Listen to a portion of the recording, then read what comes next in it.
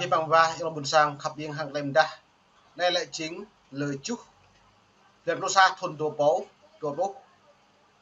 bạn này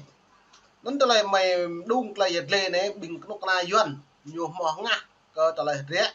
bình chặt nhau rễ cầm đung lên ta rồi nhiều nó họp bởi đi là nhiều bắt lệ bây cá như lệ trả lời bằng biên bản xong rồi này bình bộ ngoại giao nhiều vụ tụ ở ú cớ như yếu kiến nghị 49 bộ luật quốc tế như lên nó đã bổ ra này hiếm bạn lại cộng sản Việt Nam hiếm bay đã bổ nhiều xem thường cái luật rằng lên vật cái nhiều pu nhiều bắt hậu như vậy này nhiều tiếp vô lại rim như nào cha Mỹ hiếm bạn như là có prak lên cất lên tru như có prak chính phủ Mỹ như đi nhiều xong chính phủ Mỹ đưa ra cái bộ luật nó càng thực thi cái bộ luật chụp đấy hem các bạn với nào buồn sang với cái nhiều này hiếm bạn đã bổ nhiều nga như lệ là phiền là bây giờ hàng hợp của mày không lại phiền mày là mày cha sang nó lại làm mày ai mày bộ mò lên mày bây giờ mạ cha đây áo cha của mày đây bây giờ cha rằng giờ cha mày lại giờ của ba lại kinh tế lên trong ta lại ngoại giao như vậy nó ta mưa làm tung cái lồng cái này như vậy nhưng mà giờ nó đáng còn săn Việt Nam hay này bộ mà nhúng nhặt nặng buồn sang ta tá thủ đi mà lại không tập nặng đội vào Mỹ đội vào Thái Lan như kẹo mạng mình chẳng gì biết à xăm lên nó cầm ở bên nào quốc tế như bộ màu cầm ô mệt vả nó có mày chẳng được đây mày mạng bằng lại với hình ta lại bằng đại will a còn làm thứ về bộ lại còn lại bộ ngoại giao Việt Nam nhiều nga gặp rồi bộ chẳng cợt làm đi làm hiện tới nhiều chẳng đội nhận nào nhỉ tôi hàng đáng cộng sản Việt Nam ông Nguyễn Phú Trọng lâu đi nhưng như vậy chịu mất nước không bao giờ chịu mất đảng lui gì hết đâu chị bởi nó lại này hiện đã bộ cất giống đáng cái nhân nó có mày lại chôn vậy dòng một sang phải lạ đáng như này lại nhiều càng ngày dưới chắc đáng cái như lại do cái nhóm phun ở khai Trung Quốc vượt ra như lui hệ đáng nhiều lui hệ đáng cộng sản như đấy nhưng bác Trung Quốc nhiều ai như tại thao lại là lúc lâu để trong phát trong Mỹ lại nhiều mạng ngàn Trung Quốc tùm vào vậy một thao nó dạo cái gì cuộc thao này để đâu này nuôi này sum ao này xây họa này Trung Quốc sao nhiều bộ dưa nó đây những lui hệ đáng lên tâm như vậy những cái hệ đáng buộc Trung Quốc phải nhận cái nhiều vậy dựa nó nữa Nguyễn Phú Trọng tuyên bố trong nội bộ của đảng cái nhiều trong quốc hội cái nhố chịu mất nước không bao giờ chịu mất đảng cái buổi dưa cái lại dưa nó nhớ tạo bộ đảng cộng sản Việt Nam nên lại nhiều rung rập mặt nên mùa này về xem lăng bẹ mượn này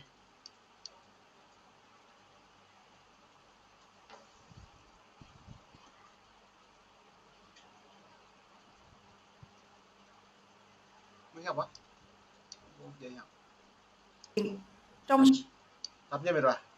Thứ trưởng Bộ Ngoại giao Việt Nam, ông Đỗ Việt Hùng vào cuối tháng 9 đã tuyên bố trước Hội đồng Nhân quyền Liên Hiệp Quốc rằng Việt Nam sẽ từ chối 49 trong tổng số 320 khuyến nghị từ các quốc gia thành viên. Trong số những khuyến nghị bị bác bỏ, bao gồm khuyến nghị yêu cầu ngừng trả đũa những cá nhân hợp tác với Liên Hiệp Quốc về nhân quyền. Ông Ipik, sáng lập viên của tổ chức Người Thượng vị Công lý MSFJ từ Hoa Kỳ nói với RFA. Điều này minh chứng rõ cho động cơ thực sự của chính quyền là duy trì sự kiểm soát bằng mọi giá và không chấp nhận bất kỳ sự thay đổi nào.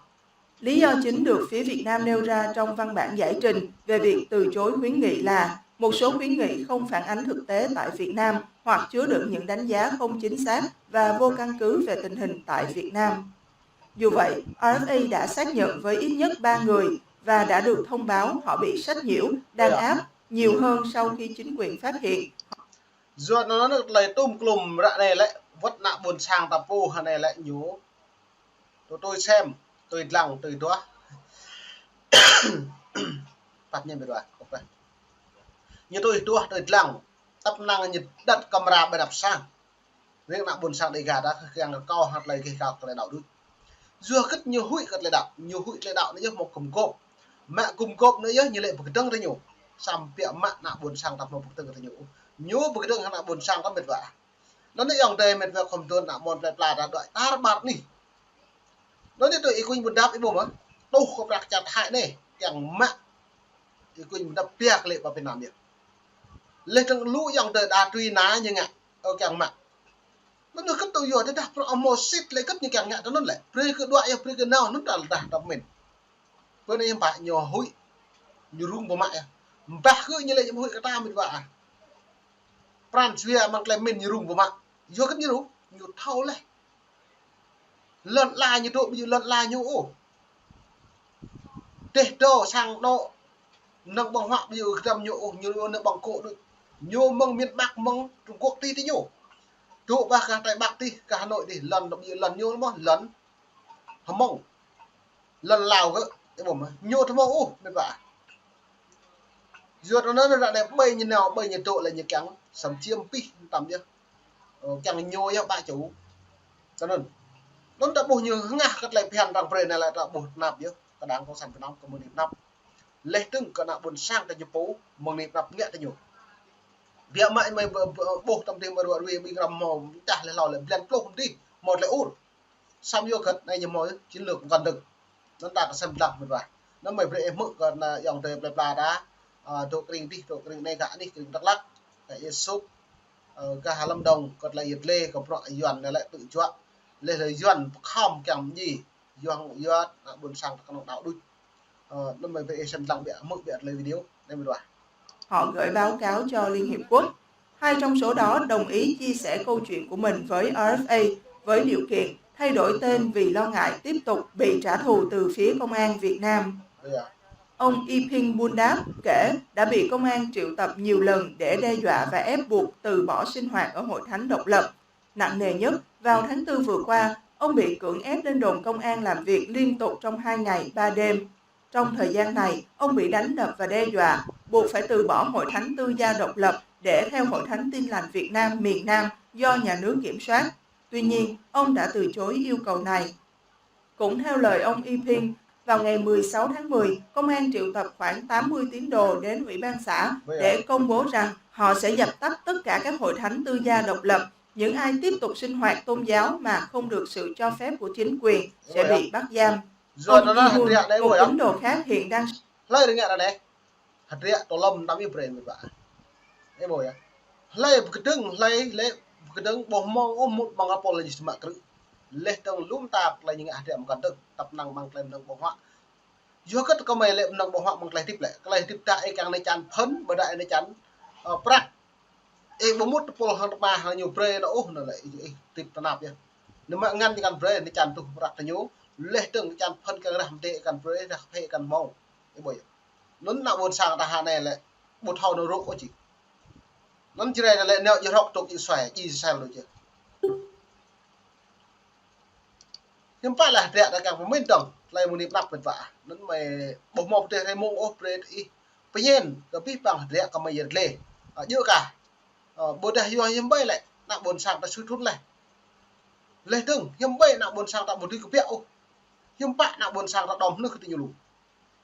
nên mà về mày về mức là Yết Lê nhưng không chẳng phải nằm sáng nick đang có sẵn Việt Nam như lợi dụng ta đó này sống ở huyện Buôn Đôn, tỉnh Đắk Lắk, không muốn tiết lộ danh tính thật vì sợ bị trả thù, cũng phải chịu hoàn cảnh tương tự. Công an dùng đủ mọi cách để ngăn chúng tôi. Ví dụ như gần nhà của tôi, họ đặt camera để theo dõi, họ canh gác tại các ngã tư để ngăn chúng tôi đến địa điểm sinh hoạt tôn giáo.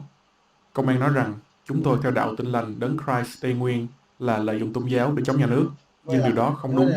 Chúng tôi chỉ tin theo Chúa và không làm gì phạm pháp. Chúng tôi sinh hoạt tôn giáo nhưng vẫn tuân thủ pháp luật của Việt Nam.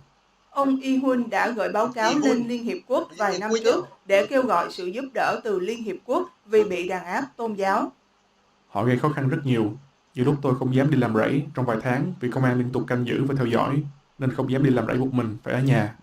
Tuy vậy, ông khẳng định sẽ tiếp tục gửi báo cáo để quốc tế hiểu hơn về tình hình nhân quyền ở Việt Nam. Một điều đặc biệt mà ông Yiping muốn nhấn mạnh là không chỉ các tín đồ hợp tác với Liên Hiệp Quốc ở trong nước bị trả thù, mà chính quyền Hà Nội còn thực hiện đàn áp xuyên quốc gia nhằm lại nói em bố là cái chính quyền Hà Nội là đàn áp xuyên quốc gia vất ba Mỹ là vất Phật Thái lũ này không cần nhớ kẹo mạng trăm tiền kẹo gì à nhưng phải lại đang tương lập hiện đấy nhiều đấy nó có mày đoạn về pi bằng mệt về còn tuần buồn sang epien pi bằng hạt rẻ cả đang có sản Việt Nam cất lại nhiều tiếp không ta hiếm bạc cỡ lại tiếp nạ bài la đá nạ bịa ta đấy mang lại tiếp ta gặp thêm mông tầng hiếm bây là chỉ tới ta đã mông bực từng tới ta đã bực từng thì nhiều hiếm bạc ta bộ nên mông này về epim vien cho nên nhiều phim trước đây dịch lệ pani buôn sang khắp yên xem lang gặp thêm mông nên bạn